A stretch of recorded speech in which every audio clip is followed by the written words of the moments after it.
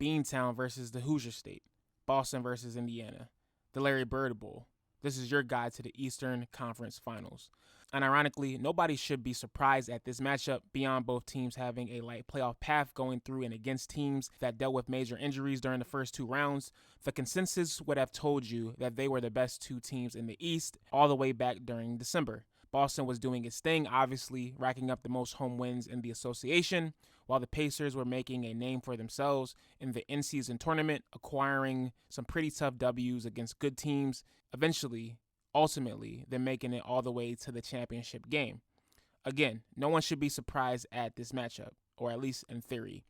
The matchup itself is a very interesting one if you love offense, as it will feature the top two ranked teams in that category going for it all for the right to reach the NBA Finals. During the regular season, Boston was ranked number 1 in offensive rating, while Indiana was ranked number 2 right behind them. Something has to give, and I believe that'll come on the defensive end of the ball. Let's put it like this. Boston is a well-oiled two-headed machine, while Indiana is the scrappy, fast-paced, pass-first team-oriented squadron. The Pacers are deeper, which will give them unlimited looks on both sides of the ball, while Boston has a lineup toted with league-known wide guys.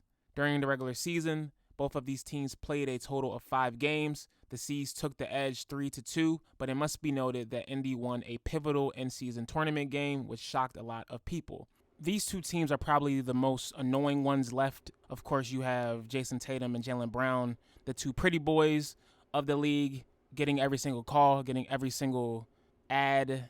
And on the other side, you have Tyrese Halliburton, who many a fan don't like nowadays because they think he talks too much or he's overconfident, as somebody who throws rocks while hiding their hand. Things that I will be looking for. A TJ McConnell, Peyton Pritchard playoff matchup will feed families. The son of the process still lives. I will also be looking at the health of Porzingis as the series lingers on.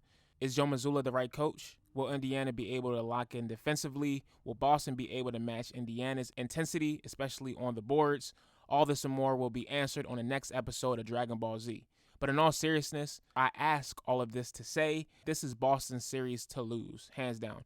They have the experience. They have the stars, and more times than not, stars win the big games, win the big playoff series. But do not sleep on Indiana. There is a reason why they have made it this far, and believe it or not, the underdog moniker suits them perfectly and something that they probably want. They don't want nobody on their side. This ain't a surprise for us.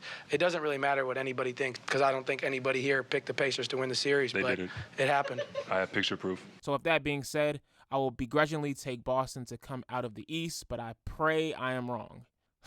I hate the Sixers so much.